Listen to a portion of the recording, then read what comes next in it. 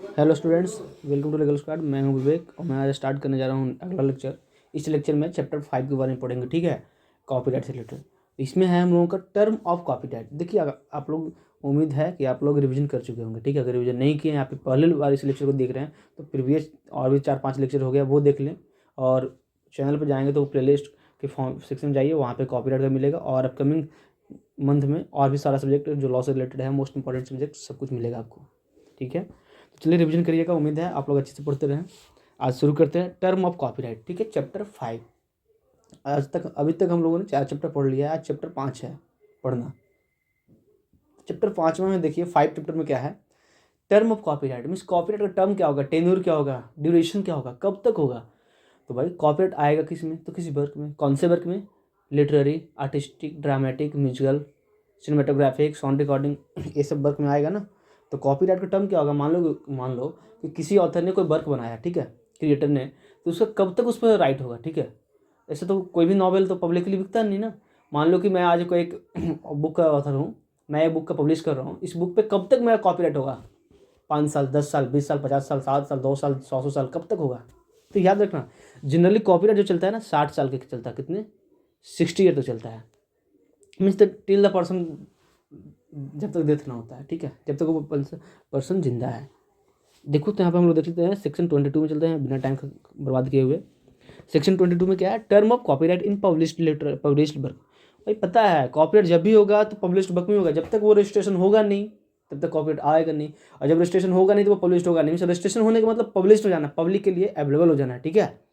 तो चलो, लिटरेचर का work, literary work, dramatic work, musical, artistic work. देखना, लिटरेरी ड्रामेटिक म्यूजिकल और आर्टिस्टिक वर्क के लिए, लिटरेरी ड्रामेटिक म्यूजिकल और आर्टिस्टिक वर्क के लिए जो कॉपीराइट होता है ना, लाइफ टाइम ऑफ ऑथर, ठीक है, लाइफ टाइम ऑफ ऑथर 60 या फिर 60 सालों के लिए, ठीक है।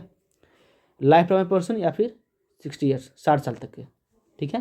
तो लिटरेचर कोई पर्सन लिख रहा है, कोई ड्रामा कर रहा है, कोई म्यूजिक है, कोई आर्टिस्टिक आर्ट का वर्क है, याद रखना। Literary dramatic musical artistic work से रिलेटेड जो कॉपीराइट का टर्म होगा ना, कब तक, 60 साल तक या फिर जब तक वो बंदा जिंदा है जिसने बनाया हो, ठीक है, जो ऑथर है, ठीक है। ऐसा नहीं कि मान लो कि मैं कोई एक नोवेल लिखा, कोई अच्छा बुक लिखा, वो मेरा पूरा पीढ़ी दर पीढ़ी सारे खानदान आने वाला उस पर राइट लेगा, नहीं। कब तक हुआ था, with in the life period, life time of author, ठीक है, with in the life time of author, जो ऑथर है उसके लाइफ टाइम के अंदर तक, या फिर अंटिल 60 ईयर्स या 60 साल तक, कोई इशू है। आगे बढ़ते हैं। Section 23, term of copyright in anonymous and pseudonymous work. देखो एनोनिमस और सीडोनिमस वर्क क्या होता है, ये अनजान काम जिसका अननोन पर्सन के द्वारा किया गया है, जिसका कोई मतलब कि कोई रियल में कोई ऑथर अपने आप को दिखा नहीं रहा है, कब तक होगा, ठीक है। तो इस कंडीशन में क्या हो जाता है ना कि एक एज्यूम कर लेते हैं कि चलो कोई एक पर्सन एज्यूम कर, कोई एक पर्सन ऑथर इस वर्क का क्रिएटर है, ठीक है, आर्टिस्ट है, एक्शन जो किया वगैरह, एक्टर वगैरह है, उसका जो भी द पर्सन हु क्रिएट्स, जो भी क्रिएटर है, उसका एज कितना होगा, 60 साल तक जिंदा रहता है। तो जनरली 60 ईयर्स मान लिया जाता है, क्या मान लिया जाता है उस कंडीशन में, 60 ईयर्स तक के, ठीक है। कब, एनोनिमसली वर्क, कैसा एनोनिमस वर्क और सीडोनिमस वर्क। अरे बहुत सारा काम ऐसा होता है जो कि पब्लिश हो जाता है जिसको ऑनर का पता नहीं, तो भाई उस पर कब तक कॉपीराइट का राइट होगा, तब ये बताओ। ऑनर का पता नहीं है, फिर कॉपीराइट का राइट कैसे जाएगा, किसे जाएगा, तो फिर वो गवर्नमेंट का राइट होता है। वो कॉपीराइट सोसाइटी होता है ना, सोसाइटी में राइट चला जाता है, सारा रॉयल्टी वहाँ पे पेड होता है। तो कब तक जनरली कोई और पब्लिकली सारे लोग नहीं बेचेगा, तो 60 ईयर्स तक होगा, ठीक है। तो ये बताओ, तो फिर राइट जाएगा किसके पास, तो जिस, मान लो कि पर्सन अननोन है, ठीक है, बट जिस पब्लिकेशन के द्वारा किया गया है, जिस अथॉरिटी के द्वारा, जिस ऑर्गेनाइजेशन के द्वारा, तो वो कॉपीराइट उसके पास होता है 60 सालों के लिए। याद रखना, एनोनिमस एंड सीडोनिमस वर्क के लिए, झूठे कामों के लिए, जिसका कोई फिक्स सर्टेन नहीं है कि इसका रियल ऑनर कौन है, बट जिस कंपनी या जिस ऑर्गेनाइजेशन के द्वारा पब्लिश किया गया उसके पास होता है।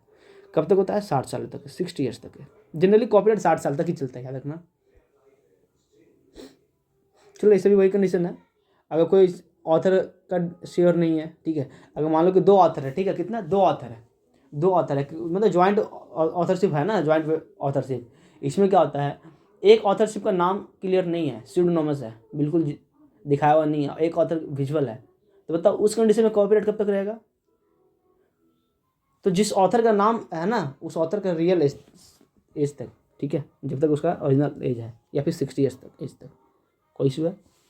देखना कंफ्यूज नहीं होना, मैं यहाँ पे बता रहा हूँ, या तो टिल द होल लाइफ, ठीक है, या तो उसका लाइफ होल लाइफ तक रहेगा, पूरे जीवन तक जिसने क्रिएट किया हो, ठीक है, जिसने क्रिएट किया हो, या फिर 60 ईयर, जिस दिन वो पब्लिश हो उसके 60 ईयर्स तक, उस दिन से लेकर 60 ईयर्स तक।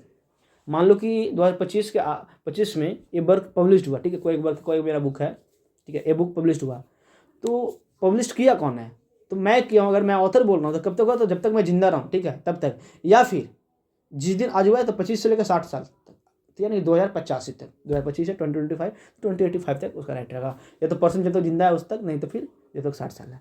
चलो 24 देखना, term of copyright in posthumous work. Posthumous जानते हो क्या होता है? पोस्टथॉमस सेरेमनी सुने होंगे आप लोग, मरणोपरांत, ठीक है, मरने के बाद जो होता है, तो वैसा कॉपीराइट का टर्म जो कि बंदा डेथ कर गया, ठीक है, मान लो कि वो पब्लिश किया, मान लो कि एक पर्सन जेड है, कौन है, एक पर्सन जेड है, ठीक है, इसने कोई वर्क बनाया, कोई वर्क क्या, सिंपल सी बात है, चलो ना एक बुक छपवा देता हूँ, इसका एक किताब छपवाता हूँ, इसे भी एक राइटर ही बना देता हूँ, ठीक है। जेड क्या है, एक ऑथर है ठीक है, इसने एक बुक पब्लिश किया, उसके 2 साल 4 साल बाद डेथ कर गया, तब क्या होगा, तो 60 ईयर तक अगर इसका रहेगा, देखो या तो फर्स्ट कंडीशन में तो जब तक ये जिंदा है, ठीक है, तब तक, नहीं तो जिस दिन से उसके 60 साल तक, तो भाई तो 60 साल तक जो चलेगा इसका, मरने के बाद भी। मरने के बाद मतलब नहीं करता है, जिस दिन पब्लिश हुआ उस दिन से 60 साल। मान लो कि जेड पर्सन जो है 2026 में एस्टेब्लिश किया, 2026 में एस्टेब्लिश किया, पब्लिश किया, और पब्लिश करने के बाद ये डेथ कर गया, तो या तो वहाँ खत्म हो जाएगा, नहीं तो जिस दिन पब्लिश हुआ है उससे 60 ईयर्स प्लस तक, ठीक है। तो 2026 में पब्लिश हुआ तो 2086 तक रहेगा ये। तो किसके पास रहेगा, तो उसके लीगल रिप्रेजेंटेटिव्स के पास होगा। किसके पास, लीगल रिप्रेजेंटेटिव्स के पास, ठीक है, एलआर के पास। किसके पास जाएगा, एलआर के पास, ठीक है, याद रखना। और एलआर के पास कब ट्रांसफर होगा, मैं पहले बता चुका हूँ, immediate before the death, immediately before the death, ठीक है, date of the death of the author who dies last, जो लास्ट टाइम मरा है, ठीक है। मान लो कि मैं ऑथर हूँ या जेड पर्सन ऑथर है, मैं क्यों मरूँ भाई, जेड को मारता हूँ ना जेड पर्सन है, जेड पर्सन को एक वर्क का पब्लिकेशन किया है, ठीक है, पब्लिश कर दिया, अब ये पब्लिश हो गया ना, तो ये जेड जो है डेथ कर गया, तो किसके पास जाएगा, तो जेड का जो एलआर है ना उसका नाम है ए, क्या नाम है, ए, जेड का एलआर ए। चलो अब जेड डेथ कर गया तो ए के पास कब आएगा, तो मरने के बाद। देखो जनरली तो मरने के बाद ही होता है, बट ऐसा एज्यूम किया था ना कि नहीं, मरने के थोड़ी देर पहले, immediately before the death of author who dies lastly, जो मरा है उसका इमीडिएट बिफोर ही ट्रांसफर हो गया, ठीक है, कोई इशू नहीं होना चाहिए। और किसके पास आता है, तो लीगल रिप्रेजेंटेटिव्स के पास आता है, या फिर ज्वाइंट ऑथरशिप होता है। देखो मान लो 2-3-4 लोगों ने काम मिलकर किया है ना, तो उसमें अगर एक ऑथर मर गया तो ठीक है, अलग ऑथर है, कोई इशू नहीं है। चलो ठीक है, मान लो कि ऐसा एज्यूम किया जाएगा कि चलो कोई एलआर नहीं है, कोई लीगल रिप्रेजेंटेटिव्स नहीं है, कोई भी लीगल रिप्रेजेंटेटिव्स नहीं है, इस कंडीशन में क्या होगा जी, तो उसमें क्या है, 3-4 ज्वाइंट ऑथरशिप है। कितना है, ज्वाइंट ऑथरशिप है, जिसमें 3-4 लोग हैं साथ में, joint authorship, work of joint authorship. तो जिसमें मैं यहाँ पे एग्जांपल के साथ लेता हूँ, person A B C and D मिल के एक, चलो ना क्या करूँ, क्या बना दूँ, चलो इसको भी राइटर बनाता हूँ। एक नॉवेल लिखा, एक बुक, ठीक है, एक बुक है, चलो एक बुक लिखा, अब बुक लिखने के बाद पब्लिश करवा दिया। अब पब्लिश करवा दिया, इस पर तो कॉपीराइट आ जाएगा भाई। अब जो कॉपीराइट इस पर आया, तो इसमें से कब तक कॉपीराइट ये चारों का रहेगा इसमें। मान लो इसमें से ए मर जाएगा, ए मान लो कि ए मर गया, तब किसके पास जाएगा, तभी 3 है ना, 3 के पास रहेगा। सी मर गया फिर, तब किसके पास, बी डी 2 के पास रहेगा। अब डी मर गया, तब किसके पास, बी जिंदा है। तो जो लास्ट पर्सन जिंदा है ना, तब तक उसके मरने से लेकर 60 साल तक, ठीक है, उसके मरने से लेकर 60 साल तक रहेगा राइट इन लोगों के पास, ठीक है, और उसका एलआर वगैरह सारा बेनिफिट उठाएंगे, ठीक है। तो लास्ट जो ज्वाइंट ऑथरशिप होता है ना, उसमें लास्ट पर्सन डाइज करने के 60 साल तक, ठीक है। देखो until 60 year subsist from the beginning of the calendar next, कोई इशू नहीं होना चाहिए इसमें भी। चलो फिर देखो, for the purpose of this section, तो लिटरेरी, ड्रामेटिक, म्यूजिकल और adaptation of any work. Adaptation क्या होता है, किसी भी वर्क को एक से दूसरे में फॉर्म में कन्वर्ट करना, ठीक है, कन्वर्ट करना, वो एडेप्टेशन होता है। चलो तो जनरली कॉपीराइट कब तक चलता है, तो 60 ईयर तक, ठीक है। अब देखो थोड़ा यहाँ पे कंडीशन चेंज होगा। 25 देखो ये रिपील हो गया, इसमें इससे कोई इंपॉर्टेंट नहीं है। 26 देखते हैं, term of copyright in cinematographic film, ठीक है। अगर कोई फिल्म है, मूवीज है, इसमें कॉपीराइट कब तक चलेगा जी, बताओ। चलो देखते हैं। तो अगर कोई सिनेमेटोग्राफिक फिल्म है यानी कि कोई मूवीज है, तो कॉपीराइट कब तक चलेगा, तो इसमें भी subsist until 60 year from the beginning of the calendar year next following year. देखो क्या बोल रहा है, जिस ईयर ये फिल्म पब्लिश हुआ है, ठीक है, जिस ईयर फिल्म पब्लिश हुआ है उसके अगले साल से, मान लो कि पुष्पा 2, ठीक है, अभी प्रेजेंट में तो यही है ना, पुष्पा 2, ये आपका 2000 नहीं, यहाँ पे लिखता हूँ 2024 में इस ईयर पब्लिश हुआ है, ठीक है, 2024 में। तो इसका कॉपीराइट कब से लागू होगा, क्यों, ये मूवी है, ये मूवी से रिलेटेड है। तो पुष्पा 2 है ना, पुष्पा 2 ये पब्लिश हुआ 2024 में, तो इसके कॉपीराइट कब से चालू जोड़ा जाएगा, तो अगले ईयर से, नेक्स्ट ईयर से 2024 से, ठीक है।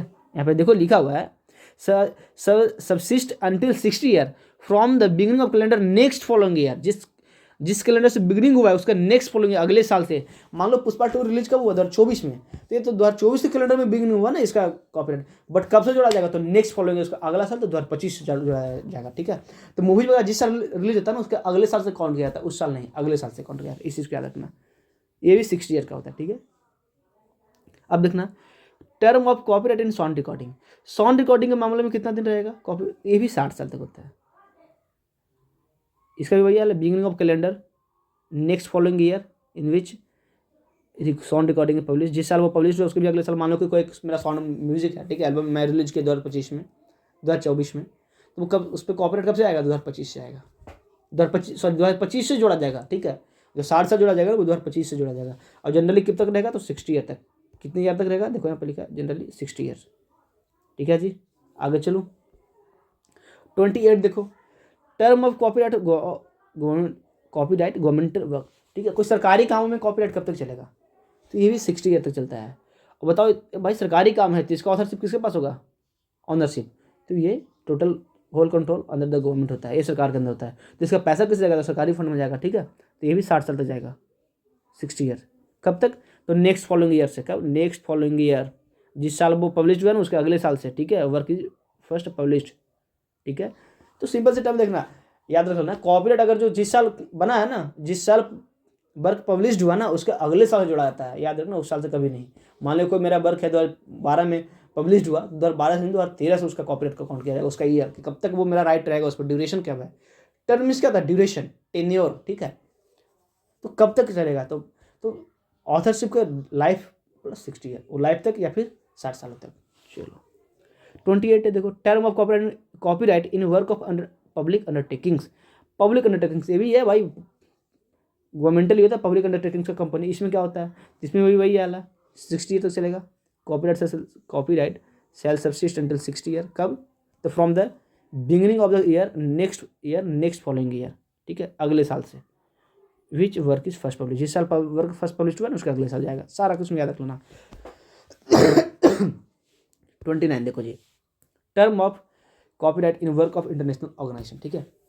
ठंडा का मौसम है ना, इतना ज़्यादा सर्दी लग जाता है ना, हल्का सा लापरवाही करो कॉमन कोल्ड का चक्कर में आप पड़ जाओगे।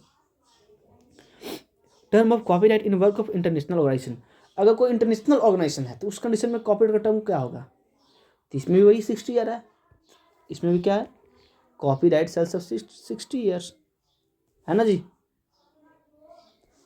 कब से, तो नेक्स्ट फॉलोइंग ईयर, जिस साल वर्क पब्लिश हुआ उसका अगले साल। तो सिंपल सा टर्म में याद रख लेना है हम लोगों को, कॉपीराइट का टेन्योर क्या होता है टर्म का, तो ये 60 सालों के पीरियड होता है, ठीक है।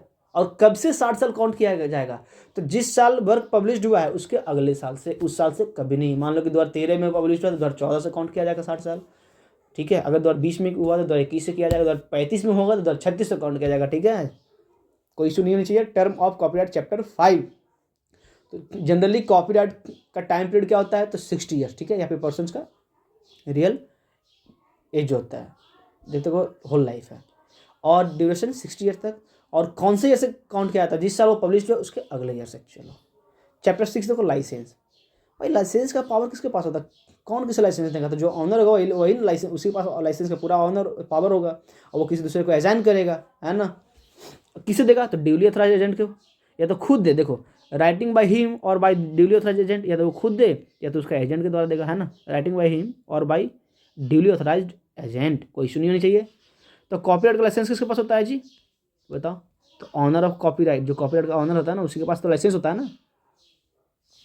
और देखो या कॉपीराइट का है ना, owner of copyright in any future work, किसी फ्यूचर वर्क के लिए ग्रांट कर सकता है किसी भी इंटरेस्ट के लिए किसी पर्सन को, ठीक है, जिससे वो कंडीशन वो फिल कर जाए, सारा टर्म कंडीशन सेट हो जाए, उसका म्यूचुअल बेनिफिट के लिए दोनों एग्रीमेंट हो जाए, ठीक है, एग्री हो जाए। चलो तो बताओ लाइसेंस कौन से कामों के लिए दिया जा सकता है? मान लो कि मैं आज 2024 है, लास्ट चल रहा है, 2024 दिसंबर मंथ चल रहा है, मैं प्लानिंग करूँगा, ठीक है, मैं 2025 में ना एक बुक आएगा, 2025 के लिए मैं कॉपीराइट दूंगा। कॉपीराइट मैं 2025 में काम क्रिएट करूँगा, कोई एक बुक का ऑथर बनूंगा, बुक ऑथराइज करूँगा, पब्लिश करूँगा, और उसमें जो मेरा लाइसेंस होगा मैं तो किसी दूसरे एक पब्लिकेशन वाले कंपनी को बेचूंगा लाइसेंस। तो क्या फ्यूचर वर्क के लिए होता है? नहीं, जब तक वर्क एग्जिस्टेंस में ना हो, कम इंटू एग्जिस्टेंस में ना आ जाए, तब तक लाइसेंस नहीं इशू होता है, याद रखना जी, ठीक है। देखना, लाइसेंस शैल टेक इफेक्ट, कब इफेक्ट लेगा? तो only when work comes into existence, जब वर्क एग्जिस्टेंस में आएगा तभी जाकर लाइसेंस इफेक्ट लेगा, अदरवाइज ऐसे नहीं होगा, ठीक है। तो फ्यूचर वर्क में देखो लाइसेंस, यहाँ पे देखो लाइसेंस दे सकता है, ठीक है, तुम बेचना, बट एग्जिस्टेंस में कब आएगा? भाई मेरा वर्क पहले एग्जिस्टेंस आ जाता ना, तब ना इफेक्ट होगा। तो कब होगा? जब वर्क एग्जिस्ट में रियल में एग्जिस्टेंस में आएगा, तभी जाके लाइसेंस एक्सेप्ट इफेक्ट लाएगा, ठीक है। चलो अगर मान लो कि किसी पर्सन ने अपना बुक ऑथराइज किया और वो लाइसेंस दिया किसी दूसरे कंपनी को बेचने के लिए, और वो जो पर्सन लाइसेंस, जो मेन ऑनर है लाइसेंस दिया, वो डेथ हो गया उसका, तो भाई जो बेनिफिट है, इंटरेस्ट है, किसे मिलेगा? उसके लीगल रिप्रेजेंटेटिव्स को। किसे मिलेगा? लीगल रिप्रेजेंटेटिव्स को मिलेगा, लीगल रिप्रेजेंटेटिव्स, ठीक है, उसके एब्सेंस में कोई इशू नहीं है। एप्लीकेशन देखो 30A में एप्लीकेशन ऑफ सेक्शन 19 क्या है? तो provision under 19 shall be necessary adaptation. अगर कोई नेसेसरी एडेप्टेशन कर रहा है भाई, मान लो ड्रामेटिक वर्क है तो स्टोरी वाला आर्टिस्टिक काम में कर रहा है, अगर कोई आर्टिस्टिक है, नोवेल लिखा है, उस पर कोई स्टोरी बन रहा है तो एडेप्टेशन कर रहा है, ठीक है, तो उसको लेकर क्या होता है ना, अप्लाई करना होता है, ठीक है, लाइसेंस को लेकर उसमें। और किससे करोगे? तुम जो रियल में ऑनर है उससे अप्लाई करोगे तब ना भाई। मान लो यहाँ पे लॉर्ड ऑफ रिंग वगैरह, देखो ये सब टॉप मूवीज़ है और वेब सीरीज है, Lord of ring, Harry Potter, ठीक है, हाफ गर्लफ्रेंड, ये सब जो है ना फेमस नॉवेल्स है, ऑलरेडी पहले से आर्टिस्टिक वर्क रह चुका है, उसके बाद इस पे मूवी और वेब सीरीज बना है, ठीक है। तो एडेप्टेशन हुआ है, क्या वो एडेप्टेशन हुआ है? पहले स्टोरी था और नोवेल से लिखा हुआ था किसी, और जो नोवेल लिखा वो इस पर्पस नहीं लिखा कि मैं मूवी बनाऊंगा, वो किसी और पर्सन ने लिखा, बट उसे अडेप्ट किया फिर किस फॉर्म में? मूवीज़ के फॉर्म में, ड्रामेटिक फॉर्म में और सिनेमेटोग्राफिक फॉर्म में। तो उसके लिए इसे क्या कहते हैं? एडेप्टेशन कहते हैं, conversion of work from one form into another form. इसके लिए परमिशन लेना होता है, ठीक है, इंपॉर्टेंट नहीं है, बस खाली इतना समझ लो कि लाइसेंस है। लाइसेंस किसके पास होगा भाई? तो रियल ऑनर ऑफ कॉपीराइट उसके पास होगा, और वो किसी दूसरे पर्सन को, जिससे वो म्यूचुअली एग्री हो जाएगा काम के लिए, इंटरेस्ट के लिए, उसे लाइसेंस कॉन्फर कर देगा, दे देगा। और लाइसेंस कब इफेक्ट में आएगा? जब वर्क एग्जिस्टेंस में होगा तभी, फ्यूचर वर्क के लिए, ठीक है। ऐसा नहीं कि वर्क आया नहीं तो लाइसेंस दे दूंगा, नहीं, लाइसेंस इफेक्ट कब लेगा? जब वर्क एग्जिस्टेंस में आ जाएगा, ठीक है जी। और लाइसेंस कौन देता है? रियल ऑनर देता है, किसे? तो किसी दूसरे पर्सन को। किस लिए देता है भाई? तो काम को आगे बेचने के लिए, प्रोडक्ट करने, कुछ और वर्क करने के लिए, ठीक है, जो करना है तुम खरीद बेच करो, इससे कोई इशू नहीं है मुझे। या तो कौन देगा? या तो खुद पर्सन देगा, ऑनर देगा, क्रिएटर देगा, नहीं तो उसका एजेंट देगा, ठीक है। चलो सेक्शन 31 देखना, compulsory licence in work withheld from public. अगर पब्लिक का वर्क है, ठीक है, तो लाइसेंस किसके पास होगा? लेना होता है तो अपीलेट बोर्ड में जाना होता है भाई, ठीक है, अपीलेट बोर्ड में जाना होगा। पब्लिक वर्क है, गवर्नमेंट का वर्क है, ठीक है। देखो any time during the term of copyright in which has been published और perform the copyright, a complaint is made to the appellate owner the copyright in the work and refuse to publish to allow the publication of work, ठीक है जी। जहाँ देखो appellate board में apply करना होता है, देखो कंप्लेंट अगर दिया हुआ है किसी वर्क को लेकर, कॉपीराइट के ड्यूरेशन को लेकर, ठीक है, तो उस कंडीशन में लाइसेंस किसे होगा? तो ऑनर ऑफ कॉपीराइट। देखो जो ऑनर ऑफ कॉपीराइट है ना, कॉपीराइट का जो ऑनर है, कोई रिफ्यूज कर दिया है या रिपब्लिश किया है, allow the publication of work किया है, ठीक है, या फिर रिफ्यूज टू अलाउ कम्युनिकेशन किया है पब्लिक बाय ब्रॉडकास्ट। मान लो कि मैं ऑनर हूँ मैं किसी को लाइसेंस दिया हूँ, मना कर रहा हूँ कि काम करो, पब्लिकली इसे ब्रॉडकास्ट नहीं करना है, एक काम करो इसे पब्लिकली बेचना नहीं है, ठीक है। तो भाई क्या है, तो डिस्प्यूट में आ गया ना। तो इसमें क्या एपिलेट बोर्ड में कंप्लेंट देना होता है इस सब कंडीशन में, ठीक है। ये सब ये सब किसे होता है, तो ये सब नोटिस देकर होता है, ठीक है। After giving the owner of copyright, ठीक है। एपिलेट बोर्ड क्या करता है, after giving notice to the owner of copyright in the work of reasonable opportunity of being heard, मतलब कि reasonable opportunity of being heard में दोनों को सुनने का मौका देता है, अपने अपने पक्ष रखने का, उसके बाद डिसाइड करता है, ठीक है। रिफ्यूजल तुम कौन से ग्राउंड पर रिफ्यूज कर रहे हो लाइसेंस को, ठीक है, ये सब डिसाइड किया जाता है। चलो जी 31A देखना, कंपल्सरी लाइसेंस इन अनपब्लिश्ड और पब्लिश्ड वर्क। कोई ऐसा वर्क जो कि पब्लिश्ड हो चुका है उसमें लाइसेंस किसके पास रहेगा, और अनपब्लिश्ड वर्क उसका भी लाइसेंस किसका होगा। तो देखना, याद रखना, अनपब्लिश्ड वर्क में कभी लाइसेंस होता नहीं है, बस एक कॉन्सेप्ट है कि भाई अनपब्लिश्ड वर्क है तो ठीक है, किसी ने कोई ना कोई पर्सन तो अनपब्लिश्ड वर्क बनाया तो है ना, अभी तो पब्लिश नहीं हुआ, बट उसका कोई ना कोई मालिक तो ना, क्रिएटर है ना, इसलिए एक तरह का मॉरल बेसिस मान लिया जाता है, बट वो उसे पब्लिश नहीं बनाता है, ठीक है। अगर देखना, in case of any unpublished work या any published work communicated to the public, जो कि पब्लिक से कम्युनिकेट हो गया, ठीक है, तो with help from public in India, जब पब्लिक इंडिया को ट्रांसफ़र कर दिया गया है। Author is dead unknown can not be traced, दिख रहे हो ना जी, ऑथर इज डेड अननोन, देखो ऑथर इज डेड अननोन और कैन नॉट बी ट्रेस्ड, जिसका पता नहीं लग पाया है, वो डेड हो गया, अननोन हो गया उसका ऑथर, तो ये सब किसके पास होगा लाइसेंस का। इसके लिए पता क्या होता है, कोई भी पर्सन अप्लाई कर सकता है लाइसेंस के लिए, एनी पर्सन में अप्लाई, देखो any person may apply to the appellate board, appellate board में क्या करेगा, अप्लाई कर देगा उसको लाइसेंस के लिए। मान लो कि कोई एक बुक है, उस बुक का नाम लगते हैं, बुक का नाम ही लगते हैं क्या, द मिस्ट्री, द मिस्ट्री एक बुक है, ठीक है। चलो इसका ऑनर अननोन है, या फिर इसका जो ऑथर है मर गया, डेथ हो गया, अननोन हो गया, या फिर पता नहीं है, लापता है, कहाँ गया, तो इस कंडीशन में लाइसेंस किसके पास होगा, तो इसका लाइसेंस के लिए कोई पर्सन अप्लाई कर सकता है, ठीक है। और किसके पास करेगा, तो एपेलेट बोर्ड के पास, और एपेलेट बोर्ड डिसाइड करेगा, ठीक है, कि लाइसेंस देना है कि नहीं देना है। तो बताओ, अननोन वर्क के लिए जिसका ऑथर का डेथ हो गया, अननोन हो गया या लापता हो गया, उस कंडीशन में क्या होगा, किसे मिलेगा, तो लाइसेंस के लिए एनी पर्सन, कोई भी आदमी लाइसेंस के लिए अप्लाई कर सकता है, लेकिन कहाँ करेगा, तो एपेलेट बोर्ड में करेगा। कब करेगा, तो किस लिए करेगा, तो फॉर लाइसेंस टू पब्लिश, उस वर्क को फिर से पब्लिश करने के लिए, पब्लिक मतलब कि अपने बेनिफिट के लिए, किसी भी लैंग्वेज में ट्रांसलेट करने के लिए, ठीक है, translation thereof any language, किसी भी लैंग्वेज में ट्रांसलेशन करने के लिए। कब, कौन से कंडीशन में, जिस कंडीशन में पब्लिश्ड वर्क हो या फिर अनपब्लिश्ड वर्क जिसका ऑथर डेड हो गया, या फिर लापता हो गया, अननोन है, या फिर पता ही नहीं चला कि कहाँ गया, उस कंडीशन में कोई भी पर्सन, कोई बंदा अपना एक एप्लीकेशन कर सकता है, कहाँ, एपेलेट बोर्ड में, फिर एपेलेट बोर्ड डिसाइड करेगा कि मिलेगा कि नहीं मिला, फिर एपेलेट बोर्ड उससे रिलेटेड लाइसेंस इशू करेगा, ठीक है। और देखना, मान लो कि द मिस्ट्री बुक है, इसके लिए कोई पर्सन अप्लाई करेगा, ठीक है, ये क्या है, इसका ऑथर पता नहीं है, तो जब अप्लाई करता है तो पता है एपेलेट बोर्ड क्या होगा ना, एक नोटिस देगा, उस नोटिस को इंग्लिश लैंग्वेज के पेपर जो होता है, न्यूज़ पेपर होता है, newspaper in English language, उसमें सर्कुलेट करता है major part of country, having circulation in major part of country. भाई करेगा नहीं, कोई एकदम मिस्ट्री बुक है, पता नहीं चला कौन है, तो एक मान लो कि जो इंडिया में सबसे बेस्ट न्यूज़पेपर है, इंग्लिश में न्यूज़पेपर जो कि पूरे इंडिया में चलता है, द हिंदू है, टाइम्स ऑफ इंडिया है, हिंदुस्तान टाइम्स है, इकोनॉमिक टाइम्स है, ये सब किसी एक पेपर में पब्लिश करेगा नोटिस को, ठीक है। किस लिए करेगा, ताकि भाई इसका कौन रियल ऑनर है वो कम से कम हाथ तो जाए, तो नोटिस करता है रियल में, भाई अपॉर्चुनिटी देना चाहिए ना। मान लो कि किसी पर्सन क्रिएट किया, वो परेशान है, कहीं और चल रहा है, और उसके लेकर, उसके काम को लेकर, उसके खुद का क्रिएशन को लेकर, बुक को लेकर कोई और लाइसेंस ले लेगा, तो गलत है ना। तो अननोन ऑथर के केस में, कोई एक वर्क है जिसका ऑथर अननोन है और या डाइड कर गया, उस कंडीशन में किसी पर्सन एप्लीकेशन कर सकता है एपेलेट बोर्ड में, बट ऐसा नहीं कि आप एप्लीकेशन करोगे और तुरंत तुम्हें लाइसेंस मिलेगा, तुम्हारा वर्क नहीं है तब, अननोन वर्क को लेकर नहीं, कब मिलेगा, एक न्यूज़पेपर में, इंग्लिश न्यूज़पेपर में वो सर्कुलेशन किया जाता है मेजर पार्ट ऑफ कंट्री के फॉर्म में, उसके बाद एक टाइम पीरियड होता है, उस टाइम पीरियड के बाद तुम्हें लाइसेंस जाके मिलेगा, ठीक है।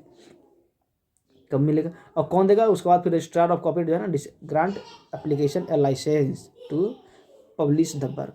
फिर कॉपीराइट कॉपीराइट का जो रजिस्ट्रार होता है ना, वो फिर उस एप्लीकेंट का लाइसेंस के लिए एप्लीकेशन दिया था, वो एक्सेप्ट कर लेता है, ग्रांट कर लेता है, ठीक है, कि कौन से लैंग्वेज में करोगे, ट्रांसलेशन करोगे या बेचोगे, कैसे करोगे, वो सब मतलब कि इन द ये सब डिस्क्रिप्शन ऑफ कॉपीराइट ऑफिस का होता है और एपेलेट बोर्ड का होता है। जब एपेलेट बोर्ड का ऑर्डर आ जाएगा तो कॉपीराइट ऑफिस का जो रजिस्ट्रार होता है वो ग्रांट कर देगा कि काम करो, आप लाइसेंस ले लो, आप उससे रिलेटेड कंसर्न रिस्पेक्टिव सब्जेक्ट लेकर आप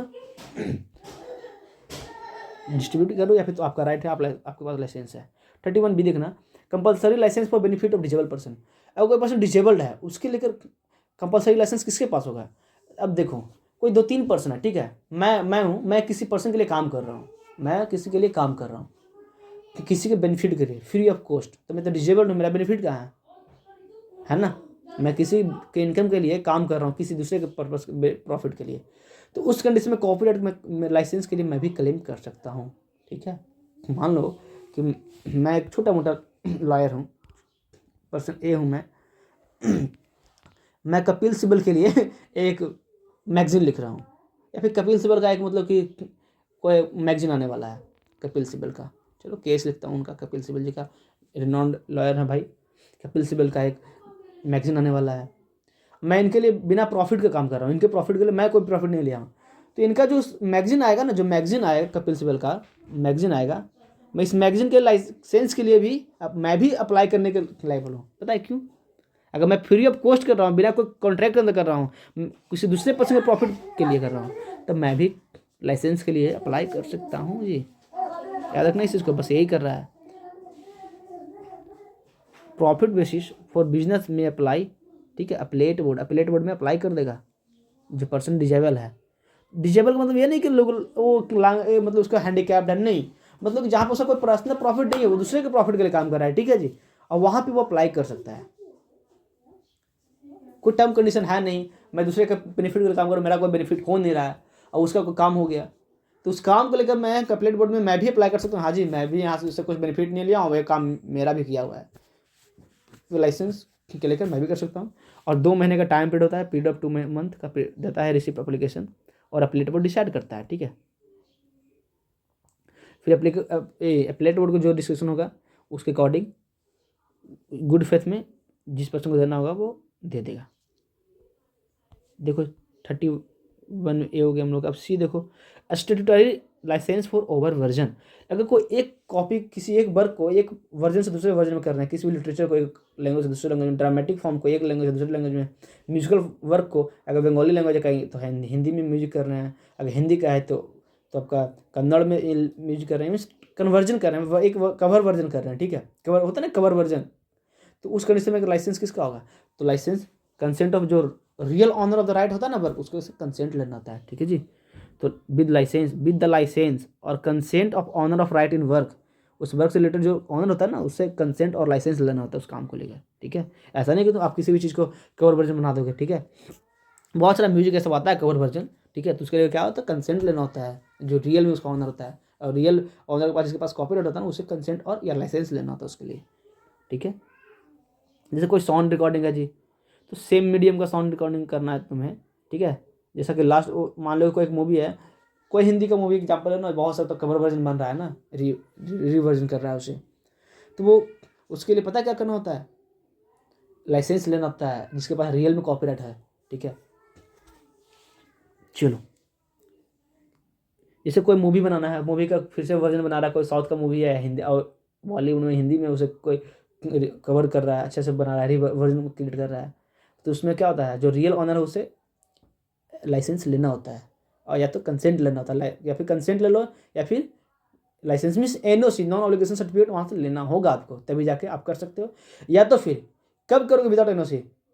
जब वो कमर्शियल यूज में नहीं होगा, वो मान लो किसी को बनाया और छोड़ दिया, चलो कोई इशू नहीं है, तब जाकर आप उसका कवर वर्जन कर सकते हो। या फिर एक कंडीशन और है, कॉपीराइट का टाइम पीरियड क्या होता है जी? तो 60 ईयर्स। तो मान लो कोई एक मूवी 1960 में, 1960 में बना, 1960 में बना कोई एक वर्क, और हम लोग आज 2025 में इस पर कोई भी कवर कर सकते हैं, कोई मूवी बना सकते हैं, उस गाने को फिर से गा सकते हैं, कोई इशू नहीं है। क्यों? क्योंकि भाई ये 60 साल पूरा हो गया, कॉमर्शियल इसमें यूज में नहीं है, कॉपीराइट का खत्म हो गया, ये पब्लिक डोमेन में आ गया, तो मैं इसका कवर वर्जन बना सकता हूँ। समझ में आ गया ना? नहीं तो अगर जो वो कमर्शियल वर्जन में है, कॉपीराइट अभी रियल में है, तो फिर उससे कंसेंट लेना होगा जो रियल में ऑनर है जी, ठीक है। तो इसे कहते हैं statutory licence for cover version. Cover version के लिए एक लीगल लाइसेंस लेना होता है, ठीक है। स्टेटरी लाइसेंस एक लीगल लाइसेंस लेना है, किससे? कवर वर्जन के लिए। किससे? तो real owner of the copyright. चलो यहाँ पे देखना, स्टेटरी सिंपल, ज़्यादा कुछ है नहीं। स्टेटरी लाइसेंस लेना होता है ब्रॉडकास्टिंग के लिए, किसी भी लिटरेचर का, म्यूजिक वर्क के लिए, साउंड के लिए आपको लेना ही होगा। तो भाई किसी का वो जो रियल वर्क है आप उसके लिए ब्रॉडकास्ट कर रहे हो तो लाइसेंस तो लेना होगा ना। कोई मूवी है, उस मूवी को आप ऐसे ही दिखा दोगे क्या? ऐसे ही कुछ गाने को अपने किसी भी चैनल पर चला दोगे? नहीं, उसके लिए क्या करना होता है? देखो यहाँ पे स्टेटूटरी वर्क से कंफ्यूज मत होना। स्टेटूटरी मीन्स होता क्या है ना, लीगल। भाई लीगल एक होता है ना कि कानूनी रूप से एक लाइसेंस उसे लेना होगा, ठीक है। तो लॉ का जो है ना लैंग्वेज भी बहुत टफ नहीं होता, इंटरप्रिटेशन का होता है। तो स्टेटूटरी लाइसेंस का मतलब होता है लीगल, ठीक है। लीगल लाइसेंस लेना किससे? ब्रॉडकास्टिंग के लिए, फॉर ब्रॉडकास्टिंग। किस चीज़ का? तो लिटरेरी, म्यूजिकल, ड्रामेटिकल और साउंड रिकॉर्डिंग के लिए, कोई भी ओरिजिनल वर्क का ब्रॉडकास्ट करने के लिए। तो ये ब्रॉडकास्टिंग ऑर्गेनाइजेशन होता है, ठीक है। डिजिटल टू कम्युनिकेशन, जिसमें देखते हो ना बहुत सारा हॉटस्टार, जियो सिनेमा, नेटफ्लिक्स, अमेजन प्राइम, ये सब जो होता है, जी सिनेमा, जी स्टूडियो, ये सब, या फिर टीवी का एग्जाम्पल लो, वो सब क्या होता है हम लोग को दिखा, वो ब्रॉडकास्टिंग मीडियम हो गया। तो उसके लिए क्या होता है? लाइसेंस लेता होता है। मान लो पुष्पा 2 रिलीज हुआ है जो अभी दिसंबर 2024 में, इस मूवी को ब्रॉडकास्ट करना है, तो इसके लिए क्या होता है? ब्रॉडकास्टिंग राइट बेच दिया था, खरीदा जाता है, किस कंपनी ने खरीदेगा, तब जाकर वो ब्रॉडकास्ट कर सकता है अपने ऐप पे या चैनल पे, अदरवाइज ऐसे नहीं कर सकता है वो, ठीक है। ऐसे करेगा तो फिर पता क्या होगा? मामला चल जाएगा अपलेट बोर्ड में, ठीक है जी। पता है ना अपलेट बोर्ड क्या होता है? कॉपीराइट डिस्प्यूट से रिलेटेड सारा मैटर कहाँ से सुना जाता है? अपलेट बोर्ड में, ठीक है। तो ब्रॉडकास्टिंग के लिए भी आपको लेना होता है एकदम गिव प्रायर नोटिस, याद रखना। अगर ब्रॉडकास्टिंग करना है तो उसके पहले, ब्रॉडकास्ट करने के पहले ही ऑर्गेनाइजेशन को देना होता है। ऑर्गेनाइजेशन जो होता है ना, ब्रॉडकास्टिंग ऑर्गेनाइजेशन, मान लो कि हॉटस्टार पे कोई एक मूवी ब्रॉडकास्ट करने वाला, उसके पहले वो उससे नोटिस देगा कि हाँ जी मैं आप चाहता हूँ इस चीज़ का कंसेंट लेना है, लाइसेंस लेना। तो फिर वो डील होता है दोनों के बीच में, कॉन्टैक्ट टर्म होता है कि क्या है, क्या दोगे, लोगे नहीं दोगे, उसके लिए प्रायर एनओसी लेना होता है, ऐसा नहीं लोगे आप। और रेट ऑफ जो रॉयल्टी होता है ना, रॉयल्टी जो बोला था, जो इंटरेस्ट पैसा दिया होता है उसे रॉयल्टी बोला था, ठीक है। फॉर रेडियो ब्रॉडकास्टिंग के लिए, ठीक है। Different from television broadcasting and अपलेट बोर्ड, ठीक है।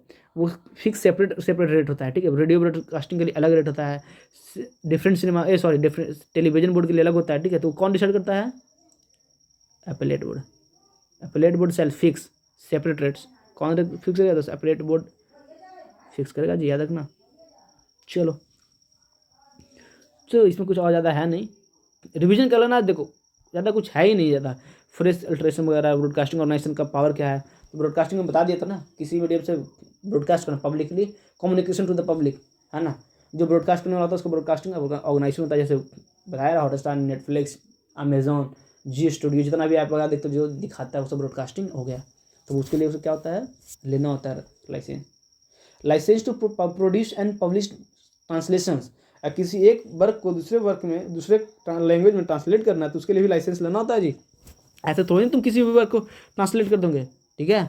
तो कोई भी तो मान लो कोई एक वर्क है, ठीक है, कोई एक वर्क है एग्जाम्पल कोई एक कन्नड़ मूवी है, देख लेना आप, कबीर सिंह की मूवी आया था और उसका एक अर्जुन रेड्डी ऐसे कुछ, मतलब कि मैं श्योर नहीं हूँ कि कौन सा मूवी है, उस मूवी का वर्जन है, रीवर्जन है, ठीक है, ट्रांसलेशन है, समझो कि उस एज इट इज सेम ही है। तो बताओ उसके लिए ट्रांसलेशन किया गया है ना, ट्रांसलेशन किया गया ना जी, कॉपी किया गया, तो क्या हुआ? उसके लिए भी लाइसेंस लिया गया, कॉपी करने के लिए, पब्लिश करने के लिए। तो कौन लेगा? कोई भी पर्सन अप्लाई कर सकता है अपलेट बोर्ड में कि हाँ जी मैं चाहता हूँ इसके लिए, फिर अपलेट बोर्ड ऑनर से कॉन्टैक्ट करेगा, फिर ऑनर अपना डील करेगा, पैसे को लेकर, रॉयल्टी को लेकर क्या होगा, ठीक है, ये सब चीज़ में। या फिर कोई भी लिटरेरी ड्रामेटिक, देखो translation of literature dramatic work, ठीक है, इन एनी लैंग्वेज, कब तक? 7 साल के बाद ही। मान लो कि कोई लैंग्वेज हुआ है, ठीक है, इस ईयर में मैं कोई एक वर्क किया हूँ इस ईयर में, तो उसके 7 साल बाद ही ट्रांसलेशन हो सकता है। ऐसा नहीं कि मैं इस साल पब्लिश किया मैं किसी और दूसरे को लाइसेंस के लिए दे दूंगा, नहीं, 7 साल बाद अगले लैंग्वेज में कर सकता हूँ ट्रांसलेट। इस चीज़ को याद रखना। Translation of any literature dramatic work in any language after period of 7 year from the first publication of the work. मान लीजिए कि मैं एक नॉवल लिखा, ठीक है, इस नॉवल का नाम क्या रखूं? द होप, ठीक है, द होप इसका नाम है। ये जो लैंग्वेज है ना इसका हिंदी लैंग्वेज है, क्या है? हिंदी है। ये पब्लिश हुआ है 2024 में, ठीक है। अब बताओ किसी और पर्सन ने इसके लिए अप्लाई कर दिया अपलेट बोर्ड में कि हाँ जी, अपलेट बोर्ड में कि मैं जो द होप नॉवेल है, ये जो ऑथर इनका है, उनका कॉपीराइट इस पर्सन के पास जाता है, विवेक के पास जा रहा है, मैं इस वर्क को, मैं इस नॉवेल को बंगाली लैंग्वेज में ट्रांसलेट करना चाहता हूँ, कन्नड़ लैंग्वेज में ट्रांसलेट करना चाहता हूँ, गुजराती में करना चाहता हूँ, असमी में करना चाहता हूँ। देखो 22 लैंग्वेज है ना, ये पता है ना, there are 22 language of the constitutional language in the schedule of 8 schedule. 8वें संविधान के 8वीं सूची में 8th शेड्यूल में 22 लैंग्वेज है, ठीक है, याद होना चाहिए, ध्यान दीजिएगा। ऐसे कुछ ऐसी हैं कश्मीरी, सिंधी, पंजाबी, हिंदी, बंगाली, असमी, उड़िया, गुजराती, मराठी, कन्नड़, तेलुगु, तमिल, मलयालम, उर्दू, संस्कृत, नेपाली, मणिपुरी, कोंकणी, बोडो, डोगरी, मैथिली, संथाली, ऐसी ही 22 लैंग्वेज याद हो जाता है, रिविजन करोगे हो जाएगा। मैं भी बस 8-10 बार पढ़ा, याद हो गया जी। तो द होप है, इसके एक मेरा जो नॉवल है इसे किसी और पर्सन ने अप्लाई कर दिया, तो अप्लाई कर दिया, ठीक है, कहाँ करें, अपलेट बोर्ड में, तो उसे कब मिलेगा, 7 साल के बाद ही मिलेगा, 7 साल के अंदर नहीं। मान लो कि ये बुक जो मेरा है ना द होप, द नोवेल 2024 में पब्लिश हुआ हिंदी लैंग्वेज में, तो ऐसा नहीं कि इसका ट्रांसलेशन तुरंत हो जाएगा, नहीं, किसी ने अप्लाई किया मिलेगा, 7 साल के बाद ही होगा, ठीक है, इस चीज़ को याद रखना। और कहाँ होगा उसके लिए अप्लाई करना होता है, अपलेट बोर्ड में करना होता है, ठीक है। चलो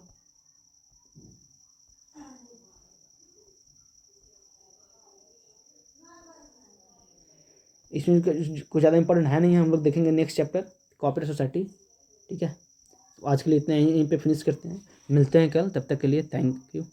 अच्छे से एंजॉय कीजिए लेक्चर का, रिवीजन कीजिए, अच्छे से ध्यान दीजिए पढ़ने पे। मिलते हैं, बाय बाय, जय हिंद।